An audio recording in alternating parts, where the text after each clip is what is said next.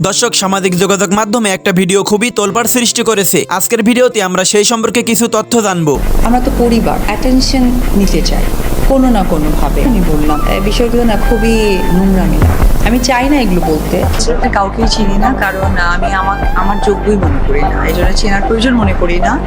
কারণ আমি তো তাকে নিয়ে সময় দিব, ঘাটবো, যাকে আমি মনে করবো যে আমার দরকার আছে, তাই না? যাদের একেবারে শিক্ষা দীক্ষা লেসি, তাদের নিয়ে আমি আর সময়টুর কথা বলতেই চাই না। না মানে কোনো কাজ না, এই বাড়িটা ফাঁকা যাবে, কোনোভাবে ফাঁকা যেতে দিব না। তখন ওই আমার নামটাই বিক্রি করবে, আমার পরিবারকেই তুলবে। পরকীয়া যারা করছে তাদেরকে মানে একদম ভ্যানিশ করে দিতাম এবং আইন করে দিতাম যে পরকীয়া মানে মৃত্যুদণ্ড। তাহলে তোমার আশেপাশের অনেক মানুষই ভ্যানিশ হয়ে যাবে।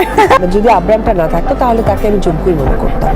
ব্যাপারটা এমন হয়ে গেছে যে মানে সামনে গেলেও একটা লাথি, পেছনে গেলেও লাথি, ডানে গেলেও একটা ঘুষা, বাইরে গেলেও একটা ঘুষা। তুই হাট বা কি দেখতে যাকে ভালো লাগে না তার চলন দেখা, তাদের আবির্ভাবটা কেন আমার মাঝে, আমার সংসার।